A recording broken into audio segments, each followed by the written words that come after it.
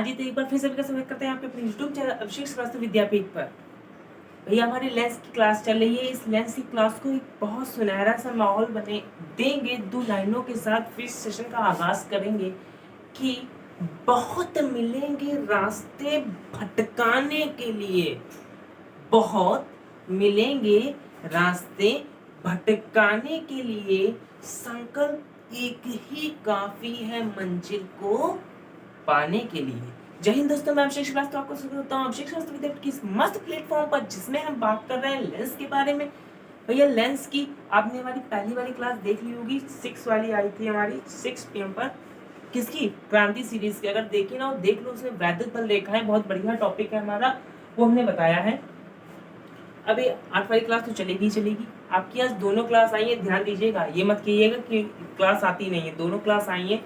आपका कोर्स पूरा कंप्लीट हो जाएगा, इस पर चिंता मत कीजिएगा, बस जो पढ़ाया जाए उस पर फोकस कीजिएगा, ठीक है। तो आज आपने थंबनेल तो देख ली होगी कि चैप्टर खल्लास, मतलब कि आज चैप्टर के सारे डेरिवेशन, सारी थ्योरी, सब कुछ खत्म हो जाएगा, केवल न्यूमेरिकल्स बचेंगे, ठीक, केवल न्यूमेरिकल्स बचेंगे। आज आपके सारे डेरिवेशन खत्म हो जाएंगे। कल मैंने आपको लेंस मेकर फॉर्मूला बताया था, कुछ इस प्रकार से आया था, किसी को याद है? 1/n बराबर n-1, 1/में r1 माइनस 1/में r2, कुछ इस तरीके से आया था फॉर्मूला। आया था कि नहीं आया था बताओ? कुछ इस तरीके से आया था फॉर्मूला, ऐसे आया था। अब इस फॉर्मूले को ही हम फिर से निकालेंगे। मैंने कहा था उसको मैं हाईलाइट कर दूंगा, उसके बाद फिर आगे डेरिवेशन कराऊंगा मैं, जब माध्यम भिन्न भिन्न हो। दोनों ओर के माध्यम जब समान थे तब आया था वो, अब जब माध्यम भिन्न भिन्न होंगे तब क्या आएगा। देखो इसको पहले हाईलाइट कर देते हैं एक बार।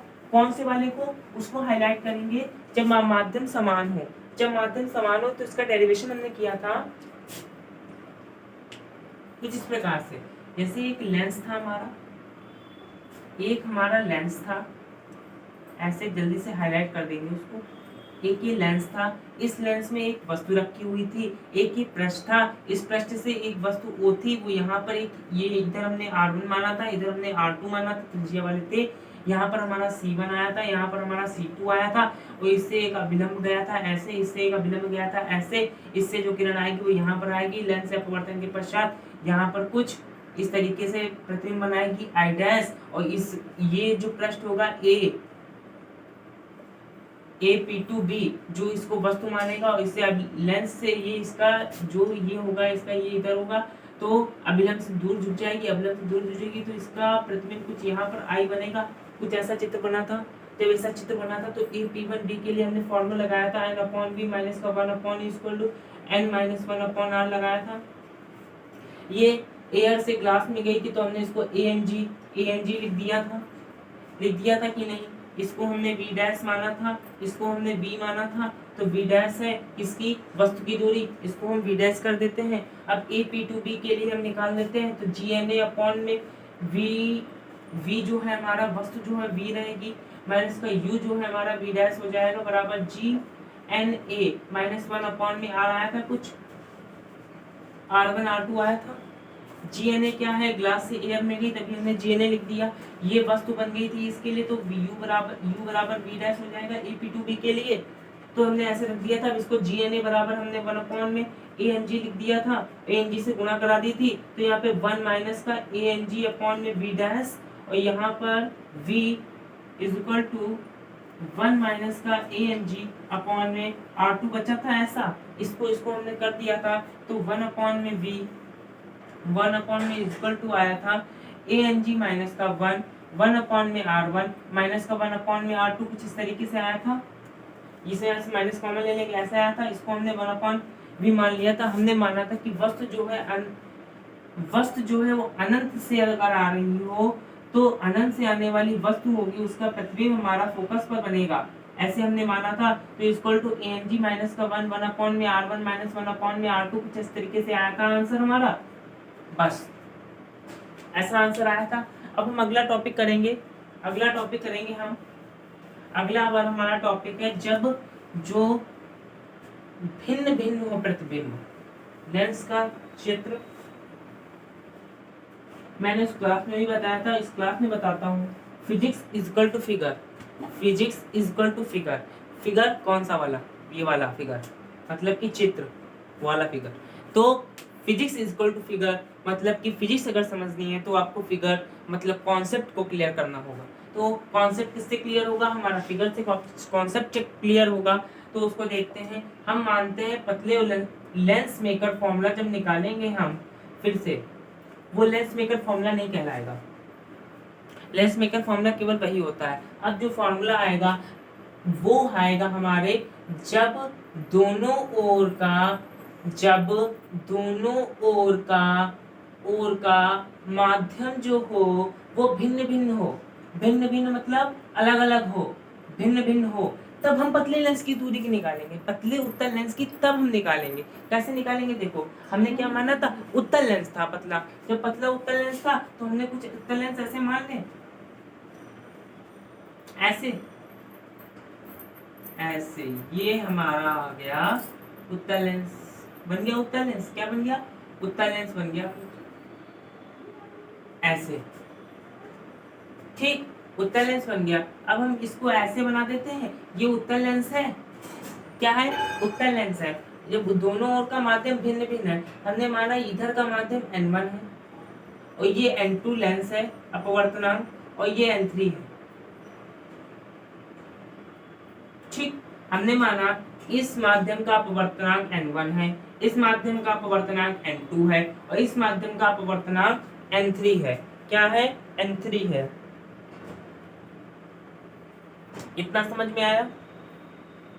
इतना समझ में आया कि नहीं आया बताओ? और जो n2 का अपवर्तनांक है, यहाँ पे लिख देते हैं n2 का जो अपवर्तनांक है वो बड़ा है n1 से, और n2 का अपवर्तनांक बड़ा है n3 से। ये दो हो गए हमारे।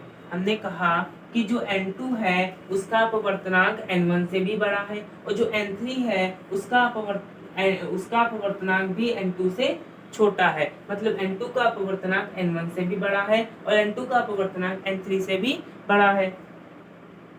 फिर हम क्या करते हैं? हम फिर से एक वस्तु डालते हैं इसके ऊपर। हमने माना ये R1 का है, ये R2 का है। यहाँ पर एक ये C1 आएगी, यहाँ पर ये C2 आ जाएगी। चित्र कुछ उसी प्रकार से बनेगा कि यहाँ पर एक वस्तु वो रखी है, इससे एक हमारी क्या आ गई? इससे देखिए, ये हमारा एक C1 और C2 माने हमने। फिर इससे एक अभिलंब जाएगा ऐसे, इससे एक अभिलंब ऐसे जाएगा, और इससे एक अभिलंब ऐसे जाएगा। ऐसे जाएगा कि नहीं जाएगा? ऐसे जाएगा। तो C1 हो गया और C2 हो गया। तो यहाँ से एक पहले हम A P1B और P2B की बात करेंगे।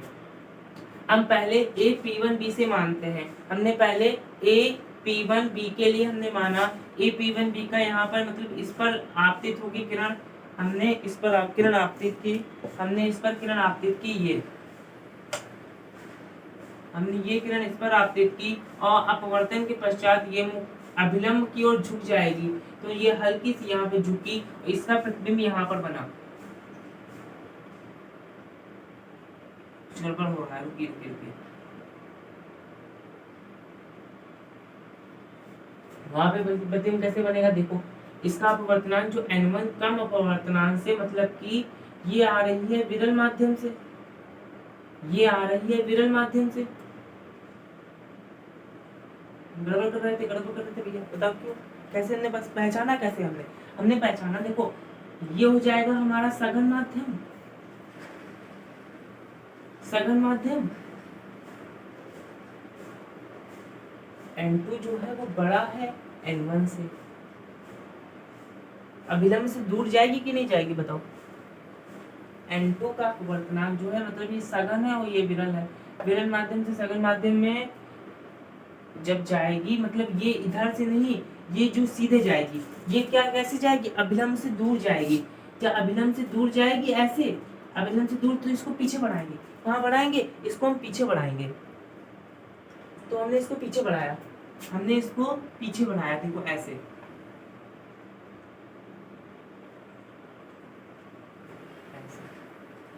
तो यहाँ पर एक प्रतिबिंब बना I डैश। क्या बना? एक प्रतिबिंब बना I डैश। इतना क्लियर है?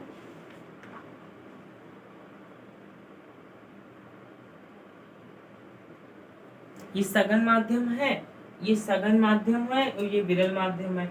यहाँ पर ऐसे होगा कि N2 जो होगा N1 वो N2 से बड़ा होगा, N1 जो है वो N2 से बड़ा होगा, क्योंकि ये जब सघन माध्यम हो जाएगा और ये विरल माध्यम हो जाएगा। जब सघन माध्यम से विरल माध्यम में जाती है तो अभिलंब से दूर हट जाती है, और जब अभिलंब से दूर हट जाएगी, अभिलंब से दूर तो ये सीधे जाएगी अनंत में मिली जाएगी। तो इसको पीछे बढ़ा, इसको पीछे बढ़ाओ, इसको पीछे बढ़ाया तो यहाँ पर मिली आके, इसको यहाँ पर ये मिली आकर के, ठीक।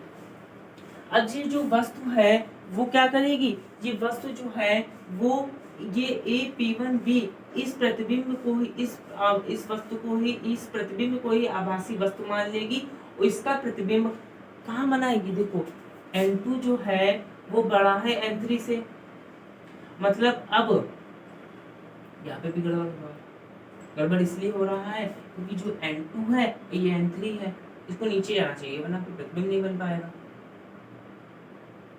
क्यों? क्योंकि ये ऐसे है N3, AP2B की बात करेंगे ये ऐसे बनेगा, मतलब इसका ये है इससे दूर जाएगी, इससे दूर जाएगी।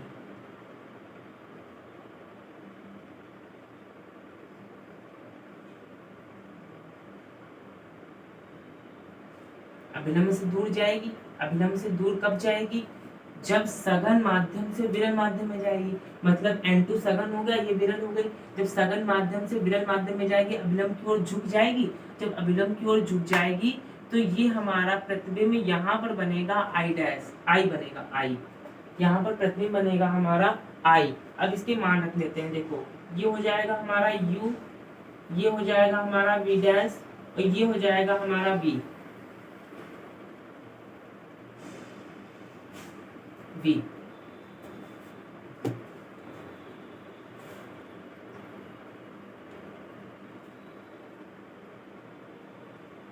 ठीक, ठीक है कि नहीं, ठीक है बताओ, कुछ समझ में आया कि नहीं, कुछ घिसपिच ज्यादा होगी ना। देखो हमने फिर से एक बार क्लियर कर देते हैं, देखो N1 है और N2 है, N1 का जो अपवर्तनांक है वो N2 से बड़ा है और N2 का अपवर्तनांक N1 से बड़ा है, मतलब कि ये सघन है,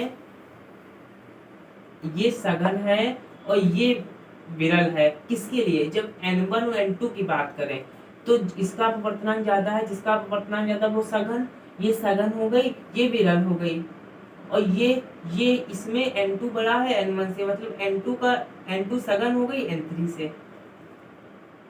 ऐसे समझिए, ये भैया थोड़ा वैसा टॉपिक है समझाने वाला, तभी बहुत लोग करवाते नहीं है, इसको करवा रहा हूँ तो समझ लीजिए। जो N1 जो माध्यम है यहाँ पर उसका अपवर्तनांक जो है वो N2 से बड़ा है। जब सघन माध्यम से विरल माध्यम में जाएगी अभिलंब से दूर हट जाएगी कि नहीं हट जाएगी, ये इधर है, इधर अभिलंब की ओर नहीं झुकेगी, अभिलंब से दूर हट जाएगी तो अनंत पर जाएगी, तभी हमने इसको पीछे बढ़ाया, पीछे बढ़ाया तो यहाँ पर मिली जाके, यहाँ पर एक ये यहाँ पर इसने सोचा कि यहाँ पर एक वस्तु आ रही है मेरे पास, आभासी वस्तु को मान ली उसने। फिर क्या हुआ, फिर जो यहाँ पर आभासी वस्तु है AP2 इसका बोला इधर पूरा हो रहा है, तो जब ये अभिलंब हुआ, इसका हुआ अभिलंब, तो जब ये अभिलंब हुआ तो ये सघन हो गया और ये विरल हो गई, सघन माध्यम से विरल माध्यम में जाएगी अभिलंब की ओर, अभिलंब से दूर जाएगी, मतलब ये ऊपर जाने के बजाय नीचे चली आएगी। जब नीचे चली आएगी ऐसे तो ये यहाँ पर मिलेगी आके। फिर इसके लिए भी लगाएंगे, इसके लिए लगाएंगे N/V माइनस का 1/U N-1/R1, ये हो जाएगा N/N2 माइनस N1 वाला लगाएगा तो वही लगाते हैं N/V माइनस का 1/U N-1/R। तो N जो है यहाँ पर N क्या है हमारा, N क्या है बताओ, V वस्तु हो गई, पहले प्रश्न के लिए बात कर रहे हैं AP1B के लिए, तो N जो है वो हमारा किससे गई है, यहाँ पर N2 है और इसमें N1 है, यहाँ पर N2 है और यहाँ पर N1 है। एक बात करते हैं, ऐसा करते हैं, वो वाला लगाते हैं इसमें टॉपिक, देखिए ऐसे नहीं, हमने इस टॉपिक को करने के लिए हमने माना था N2/V माइनस का n1 अपॉन में u is equal to n2 minus में n1 अपॉन में r। कुछ ऐसा बना था, इसमें हमने n2 से डिवाइड कर दिया था, वही फॉर्मूला बन जाएगा। हमने इसमें n2 से गुणा कर दिया। देखो हमने क्या किया, n2 upon v minus n1 upon u is equal to n2 minus n1 में n1 अपॉन में r। जो n2 है इसका n2 अपॉन में v जो है हमारा v वस्तु जो p1 i डैश है माइनस में n1 u हमारी p1 और o है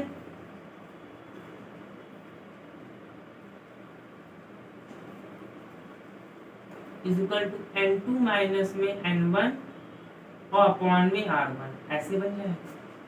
अब दूसरे के लिए बात करते हैं, दूसरे वाले के लिए ये हो गया a p1 b से। अब बात करते हैं a p2 b से। a p2 से बात करेंगे तो n2 अपॉन में v माइनस का n1 अपॉन में u is equal to n2 minus n1 upon में r, ये वाला फॉर्मूला लगाएंगे। इसमें जो वस्तु की दूरी है v जो है p2i है, तो इसको हम n2 अपॉन में p2i लिख सकते हैं माइनस में इसको n1। ये वस्तु किसकी है, ये u जो वस्तु है वो हमारी v डैश है कि नहीं है बताओ।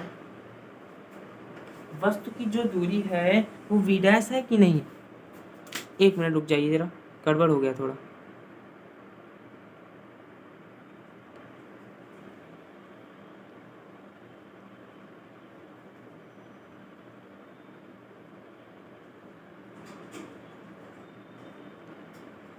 ठीक, ये हो जाएगा हमारा n2 अपॉन में p2i हो जाएगा कि नहीं हो जाएगा बताओ। और यहाँ पर वस्तु जो है p2i डैश हो जाएगी, p2i dash is equal to n2 minus में n1 अपॉन में r2 हो जाएगी। ये दो इक्वेशंस बनेगी, ये पहली इक्वेशन हो जाएगी, ये दूसरी इक्वेशन हो जाएगी कि नहीं हो जाएगी बताओ।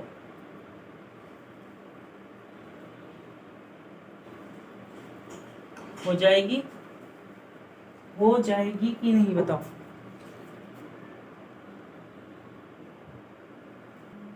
और हमने कह दिया और आपने मान लिया, हमने कहा ये ऐसा हो गया तो आपने मान लिया, और ये नहीं सोचा जो यहाँ पर n3 नहीं हो जाएगा जरा बताओ। यहाँ पर n3 नहीं हो जाएगा बताओ, यहाँ पे n2 नहीं हो जाएगा बताओ, और यहाँ पर n3 नहीं हो जाएगा, यहाँ पर n2 नहीं हो जाएगा। क्यों? क्योंकि ये तीसरे माध्यम में है n3 में, तो ये n2 हमने इसीलिए लिख दिया यहाँ पर। और देखिए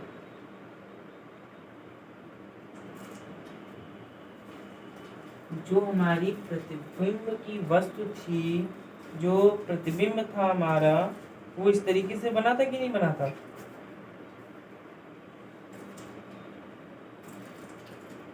बना था, ठीक। अब लेंस बहुत पतला है, जब लेंस बहुत पतला है तो इसमें क्या होगा, जो P1 और P2 होंगे वो पास में होंगे कि नहीं होंगे। लेंस पतला है, लेंस जो है वो पतला है। लेंस जब पतला है तो P1 और P2 जो होंगे वो C के बिंदु C, प्रकाशिक केंद्र जो होगा, प्रकाशिक केंद्र C के संपाती होंगे, पास में होंगे। वो पतला सा है, ये कहाँ पर, यहाँ पर आने की तो हम लिख सकते हैं अतः P की जगह पर P1 और P2 की जगह पर हम फिर से क्या करेंगे, तो बन जाएगा n2 अपॉन में ci डैश माइनस का n1 अपॉन में P1o C1o is equal to n2 minus में n1 अपॉन में r1, इक्वेशन नंबर 3। और ये बन जाएगी हमारी n3 अपॉन में ci माइनस का n2 अपॉन में ci dash is equal to n3 minus का n2 अपॉन में r2 बन जाएगा इक्वेशन नंबर 4। अब देखो इसको, ये n2 ci डैश है, ये n2 ci डैश है। फ्रॉम इक्वेशन 3 प्लस 4 ये कैंसिल हो जाएंगे। जब ये कैंसिल हो जाएंगे तो n3 अपॉन में ci माइनस का n1 अपॉन में C1o इज इक्वल टू हो जाएगा इज इक्वल टू हो जाएगा n2 माइनस में n1 अपॉन में r3 r1 और प्लस n3 माइनस में n2 अपॉन में r2। कुछ ऐसा बनेगा कि नहीं बनेगा बताओ। सी आई जो है वो v है और C2 यहाँ पर C था, ये P1 था हमारा ना, ये P1 था, ये C1 नहीं हो जाएगा, ये C1 था और ये यहाँ पर P2 था। नहीं सही है, ये सही है यहाँ पर, और ये N3 वाले में यहाँ पे P2 था, तो यहाँ पे C2 हो जाएगा, ये P1 होगा ना, P1 होगा यहाँ पर, तो यहाँ पे C2 हो जाएगा और यहाँ पर N1 वाले में P1 था, यहाँ पे C2 हो जाएगा, यहाँ पे C2 और C2 और I डैश C2 क्या गड़बड़ हो रहा है, N3 था ये, N3 और C2I के बीच की दूरी क्या थी, C2 और I के बीच की दूरी क्या थी, I मतलब O हो जाएगा, O हो जाएगा, C2 और O के बीच की दूरी क्या थी, C और O के बीच की दूरी क्या थी, U थी, और C और I के बीच की दूरी V थी, मतलब कि C1O इज इक्वल टू हम लिख सकते हैं U और C2I इज इक्वल टू लिख सकते हैं हम V, लिख सकते हैं कि नहीं लिख सकते बताओ। मतलब कि C1O कहाँ है हमारा, C1O, यहाँ पर कुछ गड़बड़ हो रहा है फिर से, N1 कहाँ है, ये N1 है, यहाँ पे C1O हो जाएगा,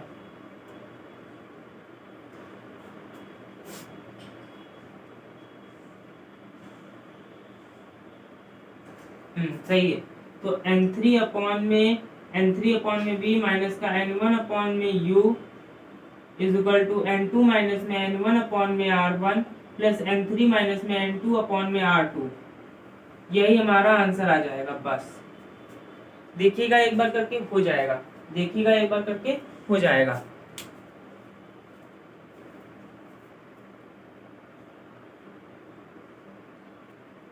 अब देखिए संपर्क में रखे दो उत्तल लेंस जो है वो संपर्क में रखे हों, पास में रखे हों, तो उनकी फोकस उत्तल लेंस संयुक्त हो जाएगा, तो संयुक्त फोकस दूरी निकालेंगे। मतलब कि संपर्क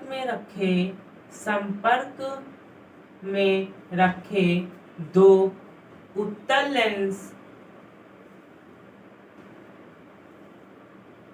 लेंस से बने संपूर्ण लेंस के से बने संयुक्त लेंस की संयुक्त फोकस दूरी ज्ञात करो, ऐसा बनेगा प्रश्न।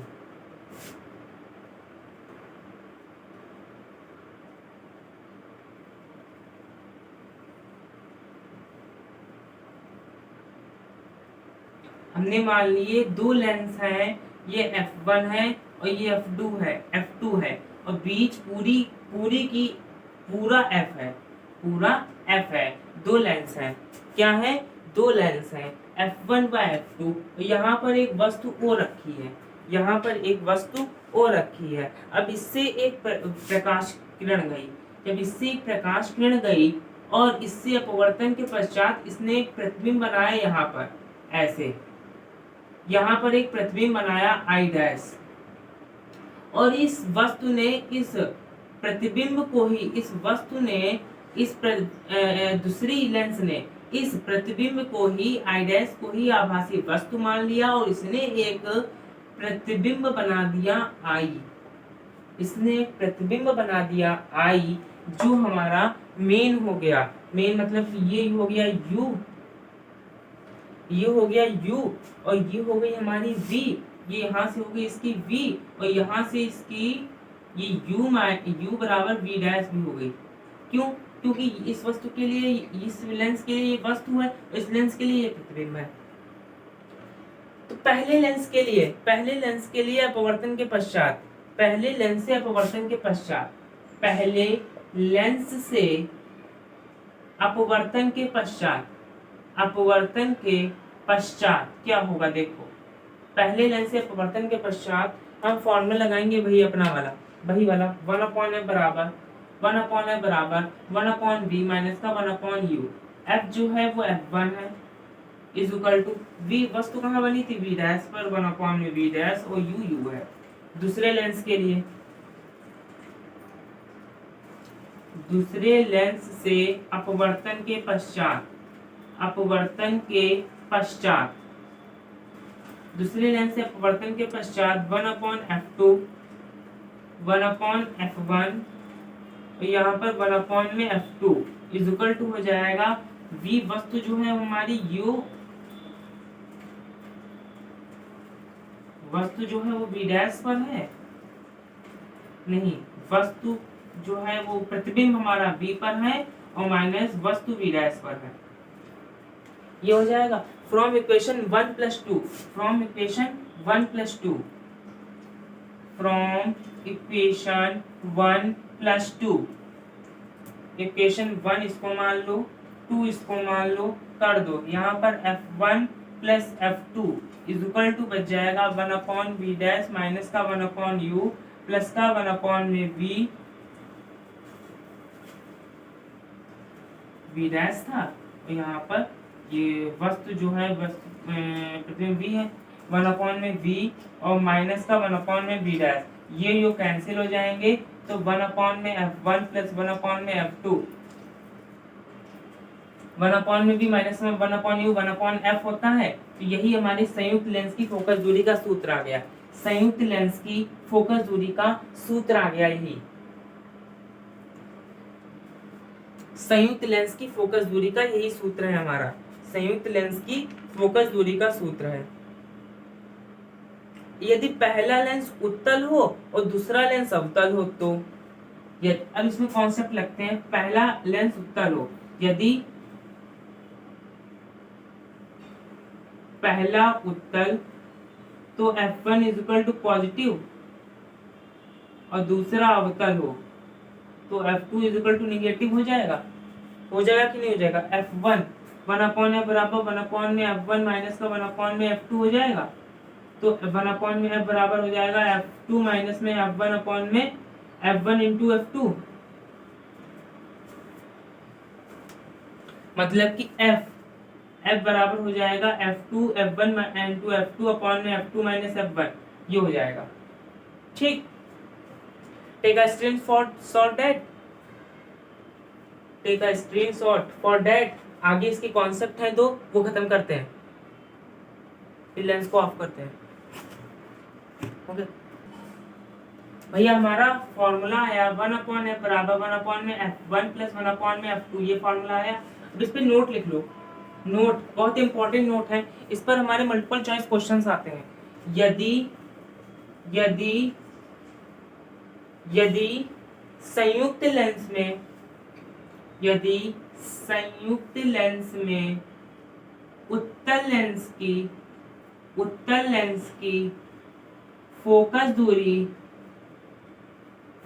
दूरी अवतल से ज्यादा है, तो संयुक्त लेंस अवतल की तरह व्यवहार करेगा, संयुक्त लेंस अवतल की तरह व्यवहार करेगा। दूसरा नोट, यदि संयुक्त लेंस में अवतल लेंस की फोकस दूरी उत्तल से ज्यादा है, तो संयुक्त लेंस उत्तल की तरह व्यवहार करेगा, उत्तल की तरह व्यवहार करेगा।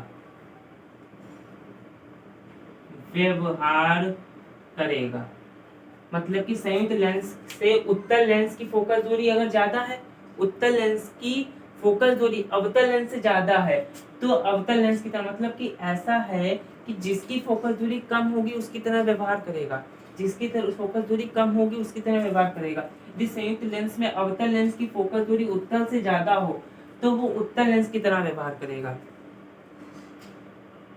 और अगला है दोनों की समान हो, दोनों की फोकस दूरी समान हो तो दोनों की फोकस दूरी समान हो तो संयुक्त लेंस की, दोनों लेंस की फोकस दूरी समान हो तो संयुक्त लेंस की फोकस दूरी अनंत और क्षमता शून्य होगी। तो संयुक्त लेंस की फोकस दूरी अनंत और क्षमता शून्य होगी, अतः वह एक समतल कांच की तरह, एक साधारण कांच की प्लेट की तरह व्यवहार करेगा, अतः वह एक साधारण कांच की प्लेट की तरह व्यवहार करेगा।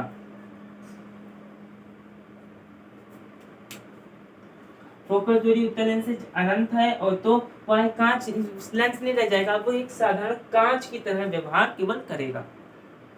Take a screenshot for that. बहुत अच्छे से ये नियम है, बहुत बढ़िया से। अब बात करेंगे, लास्ट टॉपिक बचता है पतले उत्तल लेंस के लिए न्यूटन का सूत्र। भैया न्यूटन देखो इसमें भी है, पतले उत्तल लेंस के लिए न्यूटन का सूत्र, न्यूटन का सूत्र, इसके बारे में बात करेंगे। न्यूटन ने क्या सूत्र दिया?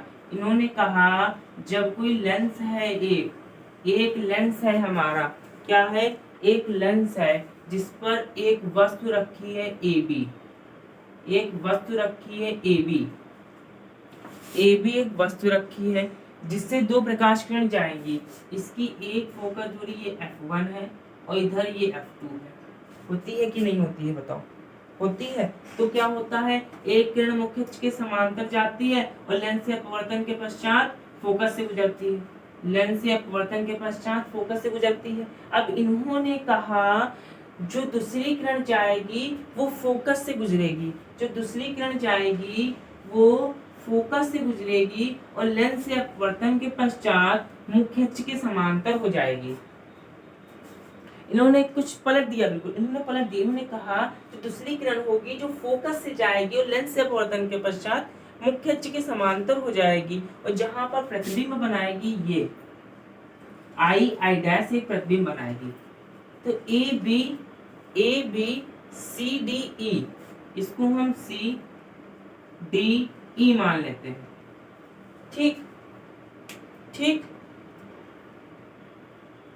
अब देखो भैया इसको हम प्रूव करते हैं। हमें यहाँ पर एक समरूप त्रिभुज दिख रहा है, त्रिभुज B A F dash, B त्रिभुज बी ए एफ वन और त्रिभुज E F one C, E F one C, E C F one समरूप है, समरूप है। तो ए बी बटे सीई, ए बी बटे सीई बराबर हो जाएगा बी एफ वन बटे C F one, B F one बटे सी एफ वन। ये इसको हमने x1 मान लिया और इसको हमने x2 मान लिया और तो ये हो जाएगा ए बी बटे सी ई इक्वल टू हो जाएगा x1 बटे f1, तो ये f2 हो जाएगी। फिर हमने दूसरे लिए दो और आए, हमारे दो और आए। कौन कौन से? त्रिभुज DCF2 और त्रिभुज I dash IF2 I dash IF2 I dash I dash IF2 I dash IF2 में समरूप है, समरूप है। तो DC बटे I डैश हो जाएगा बराबर हो जाएगा CF2 बटे IF2, CF2 बटे IF2 हो जाएगा CD बटे II dash is equal to हो जाएगा X2 बटे F2 हो जाएगा। इसको इक्वेशन नंबर फर्स्ट, इसको 2 मान लो, इसको फर्स्ट और इसको सेकंड मान लो। और जो देखो CD जो है वो बराबर है AB के, जो CD है वो बराबर है AB के, तो देखो CD बराबर AB, तो हम इसको लिख सकते हैं AB बटे I डैश बराबर X2 बटे F2। CB जो है वो I और देखो I डैश जो है वो CE के बराबर है और I डैश बराबर है CE के, तो यहाँ पर हो जाएगा CE। तो फ्रॉम इक्वेशन, इसको डाल दो सेकेंड, फ्रॉम दिख रहा है नीचे वाला, देखिए दिख नहीं रहा है आपको।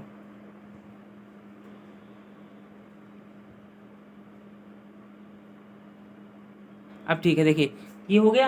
अब देखिए from equation first and second, from equation first and second, first and second से लगाएंगे तो x1 बटे F1 बराबर हो जाएगा x2 बटे,